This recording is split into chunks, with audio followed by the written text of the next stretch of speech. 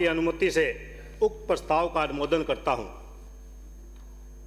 सभापति महोदय, आपका व सरकार का बहुत बहुत धन्यवाद, आभार कि पहली बार जीत कर आए विधायक को इस महत्वपूर्ण राज्यपाल के अभिभाषण पर अनुमोदन करने का अवसर दिया, बोलने का अवसर दिया। माननीय सभापति महोदय, जब बजट सत्र में राज्यपाल महामहिम राज्यपाल महोदय का अभिभाषण होता है तो उन अभिभाषण में राज्य सरकार के द्वारा उस वित्तीय वर्ष में क्या क्या जन कल्याणकारी योजनाएं चलाई गई, क्या क्या मुख्य कार्य किए गए, किस किस क्षेत्र में विशेष उपलब्धियां हासिल की गई, ये माननीय महामहिम राज्यपाल के श्रीमुख से पढ़ा जाता है।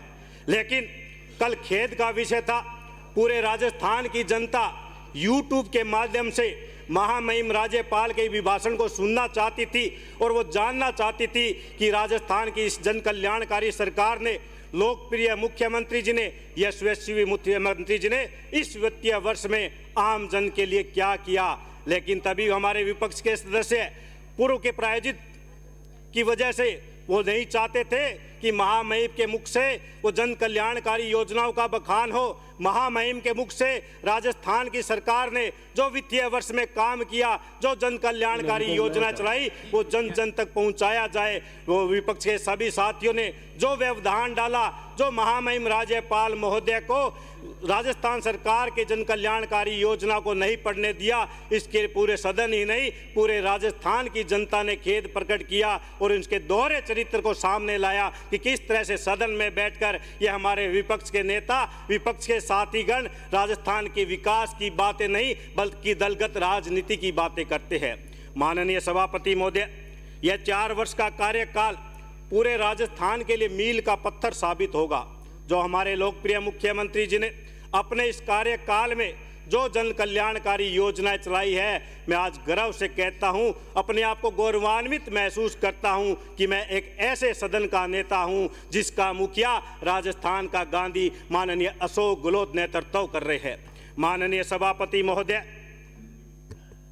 आने वाली पीढ़ी एक आश्चर्य करेगी कि राजस्थान की धरा पर भी एक ऐसा जननायक आया था कि जिसके कार्यकाल में उन्होंने राजस्थान को देश ही नहीं बल्कि विश्व के पटल पर स्वर्णिम अक्षरों में नाम लिखाया और राजस्थान स्टेट को एक अग्रणी दिशा में लेकर गए।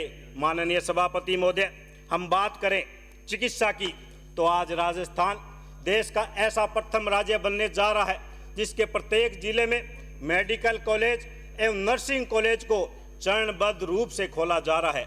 आज मुख्यमंत्री जी ने अपने हर कार्यकाल में, चाहे वो मुख्यमंत्री निःशुल्क दवा योजना हो, चाहे वो मुख्यमंत्री निःशुल्क जांच योजना हो, और इस कार्यकाल में उस दायरे को बढ़ाते हुए मुख्यमंत्री जी ने निःशुल्क निरोगी राजस्थान योजना प्रारंभ कर राजस्थान के तमाम राजकीय चिकित्सालयों में आईपीडी और ओपीडी इलाज का निःशुल्क करने का फैसला किया। माननीय सभापति महोदय, जब कोई गरीब व्यक्ति जिसके जेब में 100 रुपये नहीं होता और उसके घर में बीमारी आती है, तब हम उसके दर्द को पता चलता है कि वो राजकीय चिकित्सालय में जाकर जब उसका इलाज निःशुल्क होता है। कोई महिला डिलीवरी केस जो प्राइवेट हॉस्पिटलों में लाख लाख रुपए लिए जाते हैं, वही राजकीय चिकित्सालय में निःशुल्क किए जाते हैं। छोटे से लेकर बड़े ऑपरेशन तक जब राजकीय चिकित्सालय में निःशुल्क किए जाते हैं, तब हम उस गरीब व्यक्ति के दर्द को समझ सकते हैं कि गरीब व्यक्ति को कितना फायदा होता है।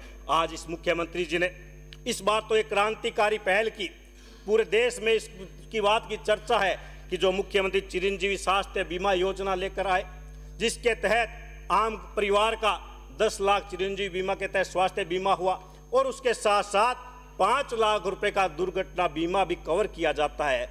भगवान न करे किसी के घर में ये दुर्घटना आए, लेकिन दुर्घटना के बाद चाहे वो एक्सीडेंट से हो, चाहे वो नहर नदी में डूबने से हो, किसी भी तरह से वो आकस्मिक मृत्यु होती है तो उस परिवार को 5 लाख रुपए इस बीमे के तहत दिए जाते हैं। यह मुख्यमंत्री जी की क्रांतिकारी सोच, ऐसा दूरदर्शी नेता ही ऐसी सोच को ला सकता है। आज शिक्षा की हम बात करें, बाबा भीमराव अम्बेडकर जी ने कहा था कि बच्चों के पैर में चाहे चप्पल जूते न हो लेकिन उसके हाथ में किताब होनी चाहिए। शिक्षा वो शेरनी का दूध है जो जितना पिएगा उतना दहाड़ेगा। आज हमारे 4 साल के कार्यकाल में अनेक नवाचार किए गए, शिक्षा को सुदृढ़ मजबूत करने के लिए नवाचार हुए। मुख्यमंत्री जी ने ऐतिहासिक फैसला किया, 3864 जो माध्यमिक विद्यालय थे एक साथ उनको उच्च माध्यमिक विद्यालय को क्रमोन्नत करने का काम किया, क्योंकि मुख्यमंत्री जी की सोच सदैव यही रहती है कि वो पक्ष और विपक्ष को एक समान मानते हुए सबको वो एक नज़रों से देखते हैं। इसी के तहत उन्होंने एक बड़ा क्रांतिकारी फैसला लिया और सभी विद्यालयों को क्रमोन्नत करने का काम किया। आज 8वीं से 12वीं विद्यालय को भी 1200 से अधिक विद्यालयों को उन्होंने क्रमोन्नत करने का काम किया। आज एक गरीब परिवार के, आम परिवार के बच्चे का सपना था कि इस महंगाई के दौर में क्या वो भी अंग्रेजी माध्यमिक स्कूल में जा पाएगा, क्या वो भी अंग्रेजी भाषा सीख पाएगा। लेकिन उस बच्चे का सपने का साकार करने का काम हमारे राजस्थान के लोकप्रिय मुख्यमंत्री अशोक जी गहलोत ने किया। आज पूरे राजस्थान में 1700 महात्मा गांधी अंग्रेजी माध्यम की इंग्लिश मीडियम स्कूलों को रूपांतरित किया गया है, जिससे कि आज आम और गरीब परिवार का बच्चा अंग्रेजी माध्यमिक स्कूल में जा रहा है। मुख्यमंत्री बाल गोपाल योजना, जिसके तहत सप्ताह में 2 दिन 1 से 8 क्लास तक के बच्चों को दूध पिलाया जा रहा है, जिसके साथ बच्चे का पौष्टिक आहार भी सही हो। इसके साथ ही मुख्यमंत्री जी ने निःशुल्क यूनिफॉर्म योजना शुरू की। 1 से 8 तक 2 सेट निःशुल्क यूनिफॉर्म भी बच्चों को उपलब्ध करवाए जा रहे हैं। माननीय सभापति महोदय, उच्च शिक्षा की हम बात करें, 4 वर्षों में 240 से अधिक राजस्थान में महाविद्यालयों की स्थापना की गई, कृषि महाविद्यालयों की स्थापना की गई। मैं आपको बताना चाहता हूं सभापति महोदय, मेरे क्षेत्र में 40 वर्ष पूर्व कांग्रेस शासनकाल में राजकीय महाविद्यालय खुला था और एक लंबे समय से मांग चली आ रही थी। बालिका शिक्षा को बढ़ावा देने के लिए हमारी बहनें चाहती थी कि उन्हें भी एक सुरक्षित माहौल मिले, अच्छा वातावरण मिले। 40 वर्ष के बाद उन बच्चियों का, हमारी बहनों का सपना साकार हुआ। नौहर में भी कन्या महाविद्यालय की सौगात दी। हमारा क्षेत्र कृषि प्रधान क्षेत्र है, हमारे युवा चाहते हैं कि कृषि महाविद्यालय खोले, उसकी भी मुख्यमंत्री जी ने कृषि महाविद्यालय की सौगात दी। जो पिछले 20 वर्षों में जितने महाविद्यालय नहीं खुले, मात्र 4 वर्षों के कार्यकाल में हमारे लोकप्रिय मुख्यमंत्री जी ने महाविद्यालय खोलने की स्वीकृति दी, जिसके तहत बालिका शिक्षाओं को भी बढ़ावा मिलेगा। आज हम बात करते हैं सभापति महोदय इंदिरा रसोई की। अब जब हम उस गरीब व्यक्ति के दर्द को समझे कि जो कोई किसान का बेटा हो, चाहे वो स्टूडेंट हो, परीक्षा देने के लिए शहर में आता है, उसके जेब में पैसे अधिक नहीं होते, वो महंगे होटल में जाके खाना नहीं खा सकता, तो उसको खाना कहाँ से मिले। मात्र 8 रुपये में शानदार वो पौष्टिक भोजन मान और सम्मान के साथ बिठाकर इंदिरा रसोई के माध्यम से इस सरकार ने जो योजना शुरू की। हालांकि यह योजना पूर्व में भी थी, लेकिन पूर्व की योजना मात्र वैन में चलती थी। जिला हेडक्वार्टर से बासी खाना ले जाकर वहां परोसा जाता था, खाने की बैठने की कोई व्यवस्था नहीं थी। मुख्यमंत्री जी ने उस गरीब व्यक्ति के दुख दर्द को समझा और इंदिरा रसोई के नाम से शानदार तरीके से बैठाकर उनको पौष्टिक भोजन खिलाने का काम जो लोकप्रिय मुख्यमंत्री जी ने किया, उसके लिए मैं उनको धन्यवाद करना चाहता हूँ। हम सड़कों की बात करें, क्षेत्र में कोई भी विकास की बात हो तो सड़कों से माध्यम से विकास की गति दी जा सकती है। मुख्यमंत्री जी ने फैसला किया, पक्ष और विपक्ष के सभी माननीय सदस्यों को एक समान मानते हुए सभी के विधानसभा क्षेत्रों में 10-10 करोड़ रुपए मिसिंग लिंक सड़क और नॉन पैचेबल सड़कों की घोषणा की, जिसके तहत समानता के साथ पूरे राजस्थान में विकास हो। और इसके अलावा भी माननीय मुख्यमंत्री जी ने, चाहे वो मेगा हाईवे हो, चाहे स्टेट हाईवे हो, चाहे मेजर डिस्ट्रिक्ट रोड हो, क्षेत्र में पूरे राजस्थान में सड़कों के मामले में एक मिसाल कायम की है। माननीय सभापति महोदय, इंदिरा गांधी शहरी रोजगार योजना, हमने देखा कोविड के समय में कोरोना की जो परिस्थिति आई, किस तरह से आर्थिक संकट गहराया था। जो यूपीए सरकार ने महात्मा गांधी नरेगा गारंटी योजना जो लेकर आई थी, वो इस कोविड काल में पूरे देश में वरदान साबित हुई थी। और इसको देखते हुए हमारे लोकप्रिय मुख्यमंत्री जी ने उस योजना को आगे बढ़ाते हुए मुख्यमंत्री नरेगा योजना के तहत 25 दिन की बढ़ोतरी की। और इसके साथ साथ शहरों में जो गरीब व्यक्ति जीवन यापन करते हैं, उसको भी किस तरह से योजना को भी शामिल किया जाए, उसको रोजगार दिया जाए। इसके तहत भी इंदिरा गांधी शहरी रोजगार गारंटी योजना लेकर आए, जिसके तहत शहर में भी 100 दिन का रोजगार मुख्यमंत्री जी के द्वारा दिया जा रहा है।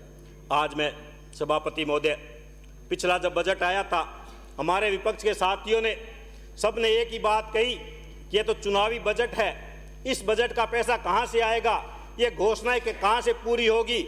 लेकिन मुख्यमंत्री जी ने बताया, करके दिखाया, उन बजट घोषणाओं को धरातल पर लाकर उसको क्रियान्वित कर विपक्ष के साथियों पर एक तमाचा मारा और उनको बताया कि मुख्यमंत्री अशोक गहलोत जो कहता है वो करता है, कथनी और करनी में उनके अंतर नहीं है। तभी जाकर राजस्थान में पहला ऐसा काम था कि जब पुरानी पेंशन योजना लागू की, पूरे राजस्थान के कर्मचारियों ने होली और दिवाली एक साथ बनाई, डीजे के साथ नाचते हुए पूरे राजस्थान में उन्होंने जश्न मनाया कि 2004 के बाद जो कर्मचारी लगे थे उसको पुरानी पेंशन लागू करने का काम किया, जिससे कि जो हमारे कर्मचारियों में डर भय रहता था कि बुढ़ापे की लाठी का सहारा कौन होगा, बुढ़ापे में हमारा घर का जीवन यापन कैसे होगा, आज उनका वो संतुष्टि होकर वो एक राजकीय दायित्व का निर्वहन भविष्य की चिंता से दूर रहकर समर्पण भाव के साथ कर रहे हैं। मुख्यमंत्री जी ने खेल को बढ़ावा देने के लिए ग्रामीण क्षेत्र में जो हमारी छुपी प्रतिभा हैं उसको किस तरह से आगे लाए जाए और किस तरह से ओलंपिक एशियाड गेमों में राजस्थान का भी नेतृत्व नाम ऊंचा हो, किस तरह से मेडल लेकर आए, उसके लिए राजीव गांधी ग्रामीण ओलंपिक करवाया गया। माननीय सभापति महोदय, इस आयोजन का वर्ल्ड बुक ऑफ रिकॉर्ड में दर्ज किया गया। 30 लाख प्रतिभागियों ने इसमें अपना रजिस्ट्रेशन करवाया, 2.5 लाख टीमें बनी और दादा पोता दादी पोती एक साथ उन्होंने मैदान में खेल की भावना के साथ खेले, जिससे कि आने वाले समय में खेल में बढ़ावा मिलेगा और राजस्थान का नाम रोशन होगा। माननीय सभापति महोदय, विपक्ष के साथी आज जो युवा अंधकार में है, युवाओं का भविष्य अंधकार में है, इसको किसने लेकर आए? इसका अगर कोई दोषी है तो ये भाजपा की केंद्र में बैठी तानाशाह सरकार है कि जिन्होंने घोषणाएं तो कर दी, हम 2 करोड़ युवाओं को रोजगार देंगे, युवाओं ने पढ़ाई की, एजुकेशन की लोन लिया, कर्ज लिया, लेकिन वो झूठी घोषणाएं थी वाहवाही लूटने के लिए और चुनावी मैदान में जीतने के लिए। उसके बाद उस घोषणा को क्या हुआ? युवाओं का न तो रोजगार मिला और आज वो शिक्षित युवा बेरोजगार, आज वो अपराध की गति की तरफ जा रहे हैं। तो इसका लिए दोषी केंद्र में बैठी भाजपा सरकार है। आज हम देखते हैं युवा, शिक्षित युवा जिसने IIT की अनेकों संस्थान में पढ़े, आज वो बेरोजगार है, अपना कर्ज उतारने के लिए किस स्थितियों से गुजर रहे हैं। आज रोजाना हम देख रहे हैं ऑनलाइन ठगी हो रही है, बैंकों से पैसा कट रहा है, मोबाइलों को हैक करके पैसे मांगे जा रहे हैं। ये कौन कर रहा है? आज का युवा कर रहा है। किस वजह से कर रहा है? इस भाजपा की तानाशाह सरकार की वजह से, इस भाजपा की आम युवा विरोधी सरकार की वजह से, जिन्होंने वो युवाओं को सपने तो दिखाए लेकिन उन सपनों को पूरा करने का काम नहीं किया।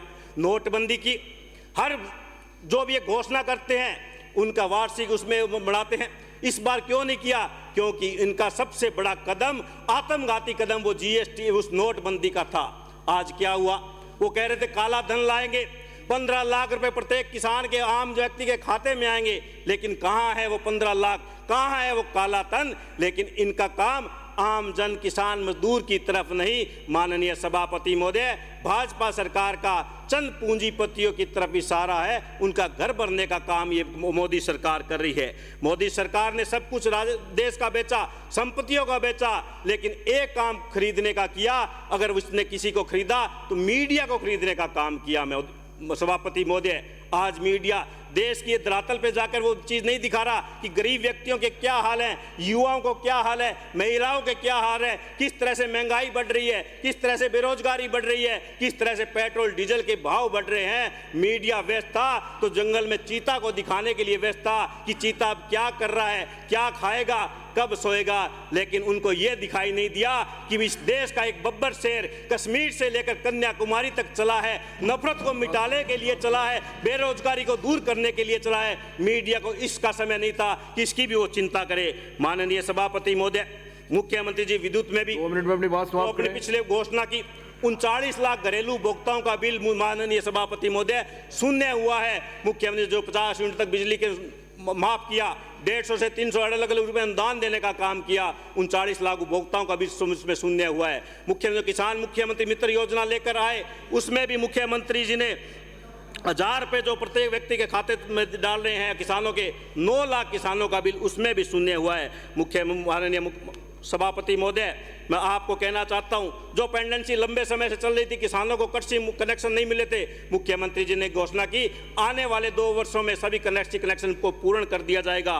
3,27,000 किसानों को कृषि कनेक्शन दिया गया है। माननीय सभापति महोदय, इसी की तरह सामाजिक सुरक्षा जिसमें बढ़ता विश्वास, 1 करोड़ लोगों को, चाहे वो विधवा पेंशन हो, चाहे वो वृद्धजन पेंशन हो, चाहे विशेष योग्यजन पेंशन हो, 1 करोड़ लोगों को पेंशन दी जा रही है। इस तरह के उदाहरण भारत सरकार को भी अपनाने चाहिए। उनको भी सोशल सिक्योरिटी के तहत, सामाजिक सुरक्षा के तहत आम जन में विश्वास पैदा करने के लिए इस तरह के उनको भी जानते चाहिए। गौशाला की हम जब बात करें हमारे विपक्ष के साथी गौ माता के नाम से राजनीति तो करते हैं, लेकिन जब पीछे का इतिहास उठाएंगे, मुख्यमंत्री जी ने ही 6 महीने से 9 महीने का अनुदान किया, 32 से 40 रुपए का अनुदान किया, 16 से 20 रुपए बढ़ाने का काम किया, और नंदीशाला के लिए भी 1,57,00,000 रुपए पंचायत समिति स्तर पे की। मुझे खुशी होती है कि मेरे पंचायत समिति क्षेत्र में भी नंदीशाला का शुभारंभ हो चुका है। माननीय सभापति महोदय, मैं तो मुख्यमंत्री जी की यही कहना चाहता हूं, रास्ता भी जानता हूं, जलना भी जानता हूं, मैं आग हूं, तबीयत से जलना भी जानता हूं, मुझे मोम न समझो जो झटक से पिलक जाएगा, मैं सूरज हूं, डूब कर निकलना भी जानता हूं। आपने मुझे समय दिया, आपका बहुत बहुत धन्यवाद। जय हिंद।